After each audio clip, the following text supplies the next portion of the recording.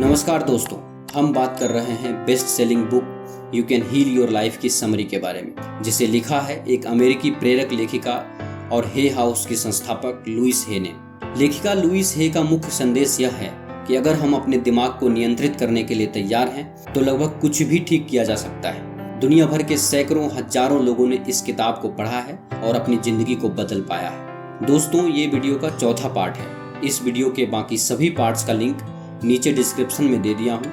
इस वीडियो को देखने के बाद आप बाकी पार्ट्स को जरूर देखें। तो चलिए शुरू करते हैं। सेल्फ क्रिटिसिज्म, खुद की आलोचना। दोस्तों, हम में से बहुत से लोग खुद को दोष देते हैं या खुद की आलोचना करते हैं। उदाहरण के तौर पर एक महिला जो कि मक्खन और ऐसी बहुत सारी वजन बढ़ाने वाली चीजें खाती थी, अगले दिन वह शीशे के सामने खड़ी होकर अपने बढ़े हुए वजन के लिए वह खुद को दोष देती थी और उसके लिए क्रोधित होती थी। जब वह छोटी थी, वह डिनर टेबल पर घूम घूम कर सबका छोड़ा हुआ भोजन खाती थी और मक्खन का पूरा स्टिक खा जाती थी। उसके परिजन यह देखकर हंसते थे और उन्हें यह प्यारी लगती थी। उसके परिवार के सदस्य इस बात की सराहना करते थे। उनके मन में यही विचार बैठ गया था कि ऐसा करना उसके लिए ठीक है, क्योंकि उसके परिवार वाले उसकी इस हरकत से खुश होते थे। हमारे सभी अच्छे और बुरे विचार बचपन से ही बन जाते हैं, चाहे उनका कारण कुछ भी हो।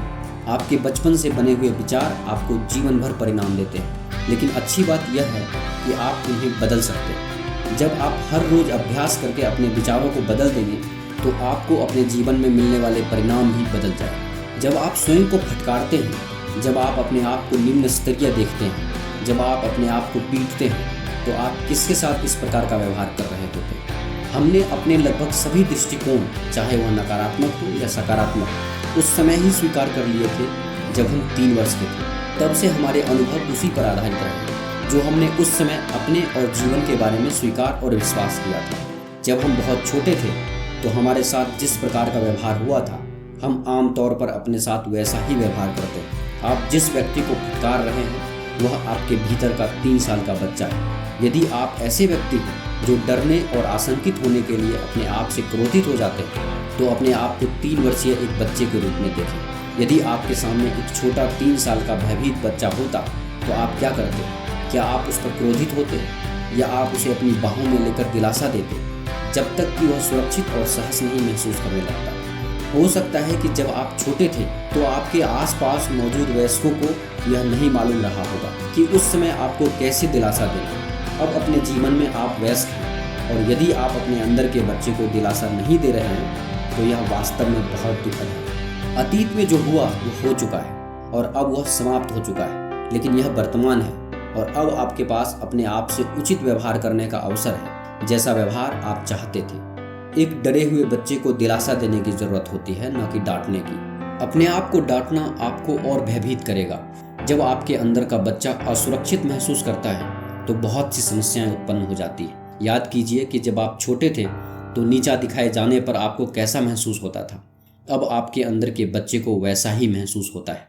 अपने प्रति दयालु बने, अपने आप को प्यार करना और स्वीकार करना शुरू करें। उस छोटे बच्चे को अपनी उच्चतम क्षमता में अपने आप को अभिव्यक्त करने के लिए इसी चीज की आवश्यकता होती है। चैप्टर 7, हाउ टू चेंज, परिवर्तन कैसे लाएं। दोस्तों, दुनिया की बड़ी से बड़ी शिक्षा और सिद्धांत बेकार है जब तक आप यह नहीं जानते कि परिवर्तन के लिए उसे इस्तेमाल में कैसे लाना है। इस समय इन 3 सिद्धांतों को अमल में लाना सबसे जरूरी है। पहला, निगेटिव घटनाओं और परिणामों को जाने देने की इच्छा को विकसित करना। दूसरा, अपने दिमाग को नियंत्रित करना। और तीसरा, खुद को और दूसरे लोगों को माफ कर मुक्त होने की कला सीखना। कभी कभी आप किसी बुरी आदत को छोड़ने की कोशिश करते हैं, लेकिन ऐसा करने से हालात सुधरने की जगह और भी बिगड़ जाते हैं। जैसे जब आप रिश्तों को सुधारने की कोशिश करते हैं तो आपका झगड़ा हो जाता है। जब आप अपनी सेहत को सुधारने की कोशिश करते हैं तो आप बीमार हो जाते हैं। यह बुरी चीज़ नहीं है, यह इस बात का संकेत है कि स्थिति में परिवर्तन आना शुरू हो गया है। हमारी प्रतिज्ञाएं काम कर रही हैं और हमें लगातार आगे बढ़ते रहने की आवश्यकता है। उदाहरण के तौर पर, जब आप सिगरेट छोड़ने की कोशिश कर रहे हों तो इसका असर आपके रिश्ते पर भी पड़ता है। आवश्यकता को छोड़ना, अगर आप अपने किसी बुरी आदत को छोड़ना चाहते हैं तो आपको उस आदत की ज़रूरत को छोड़ना होगा। बहुत से लोग ऐसा करने से डरते हैं क्योंकि वह नहीं जानते अपनी ज़रूरत को कैसे छोड़ना है। अच्छी बात यह है कि हमें यह जानने की ज़रूरत नहीं कि हमें अपनी किसी बुरी आदत को किस तरह से छोड़ना है। हमें केवल उसे छोड़ने का निर्णय लेना है और आपका मन अपने आप उस आदत को छोड़ने का रास्ता ढूंढ लेगा। आपको केवल ब्रह्मांड के सामने बदलने की इच्छा रखनी है और उस पर अटल रहना है। इस समय आप जो भी सोच रहे हैं और जो भी बोल रहे हैं, आपके यही विचार और शब्द आपका भविष्य बना रहे हैं। आप इस समय जो सोच रहे हैं केवल उन्हीं पर आपका नियंत्रण है, इसीलिए आप उन्हें बदल सकते हैं और अपने मन चाहे परिणाम पा सकते हैं। मस्तिष्क को नियंत्रित करना। आप अपने मस्तिष्क से बहुत ज़्यादा ताकतवर हैं। आपको ऐसा लगता है कि आपका मस्तिष्क सब कुछ संचालित कर रहा है, लेकिन ऐसा इसीलिए है क्योंकि आपने अपने मस्तिष्क को इस तरह से सोचना सिखाया है। आप अपने मस्तिष्क को ऐसा सोचने से रोक भी सकते हैं और दोबारा सोचना सिखा भी सकते हैं। आपका मस्तिष्क आपके लिए ऐसा माध्यम है जिसे आप अपनी इच्छा अनुसार किसी भी रूप में इस्तेमाल कर सकते हैं। आप अभी जिस रूप में अपने मन को इस्तेमाल करते हैं वह केवल एक आदत है और किसी भी प्रकार की आदत बदली जा सकती है यदि हम ऐसा करना चाहें या बस जान जाएं कि ऐसा करना संभव है। आप जिन विचारों को सोचने के लिए चुनते हैं वे आपके अनुभवों को बनाते हैं। यदि आप मानते हैं कि किसी आदत या विचार को बदलना कठिन है तो आपकी पसंद का यह विचार उसे आपके लिए सच बना देगा। यदि आप ऐसा सोचना चाहें, मेरे लिए बदलाव लाना आसान होता जा रहा है, तो इस विचार का चयन उसे आपके लिए सच बना देगा। आपके भीतर एक अविश्वसनीय शक्ति और बुद्धिमत्ता है जो आपके विचारों और शब्दों का जवाब दे रही है। जब आप जागरूकता सहित विचार चुनते हुए अपने मस्तिष्क को नियंत्रित करना सीख जाते हैं तो आप स्वयं को इस शक्ति के साथ लयबद्ध कर लेते हैं। यह मत सोचें कि आप अपने मस्तिष्क के नियंत्रण में हैं, बल्कि ये सोचें कि आपका मस्तिष्क आपके नियंत्रण में है। आप अपने मस्तिष्क को इस्तेमाल करते हैं और आप उन पुराने विचारों को सोचना बंद कर सकते हैं। आप जिस एकमात्र बात पर नियंत्रण कर सकते हैं वह आपका वर्तमान विचार है। आपके पुराने विचार जा चुके हैं, उनके संबंध में आप कुछ नहीं कर सकते, बस उनके द्वारा उत्पन्न अनुभवों को जी सकते हैं। आपका वर्तमान विचार जिसे आप अब सोच रहे हैं आपके नियंत्रण में है। यदि आपके पास एक छोटा बच्चा है जिसे लंबे समय तक जितना वह चाहे उतनी देर से सोने की अनुमति दी गई हो और फिर आप फैसला करते हैं कि अब उस बच्चे को हर रात 8 बजे सो जाना चाहिए, तो आपके विचार से वह पहली रात कैसी होगी। वह बच्चा इस नए नियम के खिलाफ विद्रोह करेगा और वह गुस्से में आ सकता है, चिल्ला सकता है और न सोने के लिए अपना हर संभव प्रयास कर सकता है। यदि आप इस समय पीछे हट गए तो वह बच्चा जीत जाता है और हमेशा के लिए आपको नियंत्रित करने का प्रयास करेगा। हालांकि यदि आप शांति से अपने फैसले पर अड़े रहते हैं और दृढ़ता से कहते हैं कि यह सोने का नया समय है, तो विद्रोह कम हो जाएगा। 2 या 3 रातों के बाद नया नियम स्थापित हो जाएगा। यही स्थिति आपके मन मस्तिष्क की है। निश्चित रूप से वह पहले विद्रोह करेगा। वह नियंत्रित होना नहीं चाहता, लेकिन आप उसके नियंत्रक हैं और यदि आप एकाग्र और दृढ़ रहे तो जल्दी ही नई विचार शैली स्थापित हो जाएगी और आपको यह जानकर बहुत अच्छा लगेगा कि आप अपने ही विचारों के असहाय शिकार नहीं बल्कि अपने मन मस्तिष्क के स्वामी हैं। अतीत को पकड़ कर रखना। बहुत से लोग सोचते हैं कि वह अपने वर्तमान समय का आनंद नहीं ले सकते क्योंकि उन्होंने अपने बीते समय में सही दिशा में और सही तरीके से काम नहीं किए, जिसके कारण वह अपने वर्तमान समय का आनंद नहीं ले पाते। अपने बीते समय की बुरी घटनाओं और बुरे परिणामों को महसूस करने से हम अपने वर्तमान को भी खराब करते हैं और दुनिया में यह संदेश देते हैं कि भविष्य में भी हालात बेहतर नहीं होंगे। इसीलिए हमारे लिए बेहतर यही है कि हम बीते हुए समय की बातों को भूल जाएं, उन परिणामों और परिस्थितियों को अपने मन से पूरी तरह निकाल दें, यादों को सिर्फ याद ही रहने दें और अपने वर्तमान का आनंद लें। जब हम किसी चीज़ को छोड़ देते हैं तो हम अपनी सारी मानसिक ऊर्जा इस क्षण का आनंद उठाने और एक अच्छा भविष्य बनाने में इस्तेमाल करने के लिए स्वतंत्र हो जाते हैं। माफ़ करना। अगला कदम है क्षमा करना। अपने आप को और दूसरों को क्षमा करना हमें अतीत से मुक्त करता है। द कोर्स इन मिरेकल्स में बार बार कहा गया है कि क्षमा लगभग हर चीज़ का जवाब है। दोस्तों, जब हम अप्रसन्न या उदास होते हैं तो प्रायः इसका अर्थ होता है कि अभी और लोगों को क्षमा करना बाकी है। जब हम वर्तमान क्षण में जीवन के साथ स्वतंत्र रूप से आगे नहीं बढ़ते तो आमतौर पर इसका मतलब होता है कि हम अतीत के किसी क्षण को पकड़ कर बैठे हैं। वह पछतावा हो सकता है, उदासी, दुख, भय या अपराध बोध, दोषारोपण, क्रोध, नाराजगी और कभी कभी प्रतिशोध लेने की इच्छा भी हो सकती है। ऐसी हर स्थिति क्षमा न करने, उन्हें छोड़ने से इनकार करने और स्वयं को वर्तमान क्षण में न लाने से आती है। प्रेम हमेशा किसी प्रकार के उपचार का जवाब होता है और प्रेम का रास्ता है क्षमा प्रदान करना। क्षमा प्रदान करने से नाराजगी खत्म हो जाती है। दोस्तों, हम में से अधिकतर लोग अधिकतर समय अपने दिमाग में क्या लेके घूमते हैं? उसने मुझे ऐसा क्यों कह दिया, उसको ऐसा नहीं करना चाहिए था, अब मैं उससे बात नहीं करूंगी, वो मेरे प्रेम के लायक नहीं है, अगली बार उससे ये कहूँगा या वो कहूँगा, या मुझे ये नहीं करना चाहिए था या वो नहीं करना चाहिए था, मुझे उससे बदला लेना है, मुझे उसे कुछ दिखाना है और ना जाने क्या क्या। आपको लगता है आपके सोचने से किसी को कुछ फर्क पड़ेगा? तो क्यों आप अपनी ऊर्जा को बर्बाद कर रहे हैं?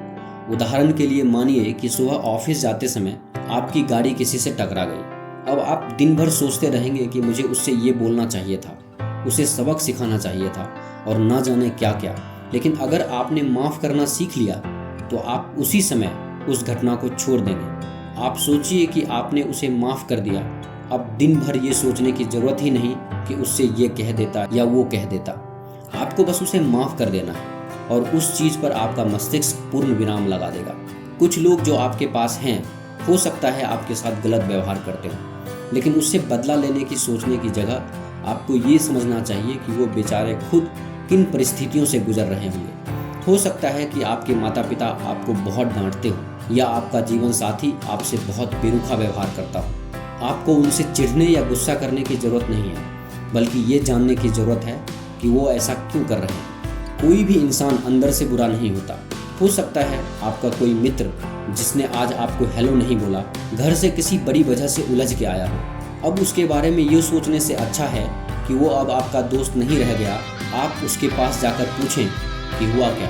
हो सकता है कि आपका बॉस जो इतना चिड़चिड़ा है, उसने बचपन में बड़ी परेशानियां देखी और इसीलिए वो ऐसा हो गया। तो लोगों को माफ़ करें, उससे प्रेम करें। आपके प्रेम का कोई असर अगर उन पर नहीं पड़ता तो भी उन पर गुस्सा न करें, बस उन्हें माफ़ करें और अपना रास्ता अलग कर लें। आपके पास अपने खुद के लिए सोचने के लिए बहुत कुछ है। किसी और की ईर्ष्या, क्रोध आदि को अपने दिमाग में ना घुसने। खुद को और दूसरों को माफ़ करने से हमें अपने पुराने विचारों से छुटकारा मिलता है। अपने विचारों को मन से निकालने पर हमें उनसे मिलने वाले नेगेटिव परिणामों से भी छुटकारा मिलता है। हमारे साथ पहले जो भी बुरा हुआ या किसी ने हमारे साथ बुरा किया है, तो हम उन घटनाओं का बोझ अपने मन में लेकर जीते हैं। ऐसा इसीलिए होता है क्योंकि हम उन लोगों को माफ़ नहीं करते। हमें खुद को और दूसरों को माफ़ करना चाहिए। ऐसा करने से हम अपने अतीत की घटनाओं और परिणामों से खुद को अलग कर पाएंगे और वर्तमान में जी सकेंगे। वर्तमान का खुलकर आनंद लेने से हम एक बेहतर भविष्य बनाने में कामयाब होंगे। चैप्टर 8, बिल्डिंग द न्यू, नवीनता का निर्माण। आप जिन चीज़ों पर ध्यान देते हैं वह बढ़ती है। हम सब लोग अक्सर उन्हीं परिणामों और परिस्थितियों के बारे में सोचते हैं जो हम अपने जीवन में नहीं चाहते, और उस पर जितना अधिक जोर देते हैं उतना ही हम उसे बढ़ाते हैं। आपने अपने और अपने जीवन के बारे में जो भी चीज़ें हमेशा नापसंद की है, वो शायद अब भी आपके साथ है। उदाहरण के तौर पर हम दूसरों से कहते हैं कि मुझे अकेला नहीं रहना, कर्ज नहीं लेना चाहता, दुखी नहीं रहना चाहता, शराब नहीं पीना चाहता, मोटा नहीं रहना चाहता। जब हम इस तरह के विचार सोचते हैं तो उन्हीं चीज़ों पर ध्यान केंद्रित करते हैं जो हम अपने जीवन में नहीं चाहते। इसीलिए जिन परिस्थितियों और परिणामों को हम अपने जीवन में नहीं चाहते, वह हमेशा हमारे जीवन में बनी रहती है। क्योंकि हम जिन चीज़ों को हमेशा सोचते हैं या ध्यान देते हैं, वही बढ़ती रहती है और हमारे जीवन में स्थायी हो जाती है। आपको अपने बारे में इस तरह से सोचना होगा कि मैं प्यार और स्नेह से भरा हुआ हूँ, मैं सबके साथ अच्छे संबंध बनाना चाहता हूँ, मैं अपने जीवन में अमीर बनना चाहता हूँ, मैं अपने जीवन में खुशी और आनंद चाहता हूँ, मैं हमेशा स्वस्थ रहना चाहता हूँ। दोस्तों, आप देख रहे हैं लुइस हे द्वारा लिखी book you can heal your life की समरी। यह समरी आपको कैसी लगी, कृपया हमें नीचे कमेंट बॉक्स में कमेंट करके ज़रूर बताएं। अगर आपको यह समरी अच्छा लगा हो तो इसे अपने दोस्तों और फैमिली मेम्बर्स के साथ अवश्य शेयर करें, और हमारे लेटेस्ट वीडियो को देखने के लिए हमारे YouTube चैनल बुक्स प्ले को सब्सक्राइब करें। धन्यवाद।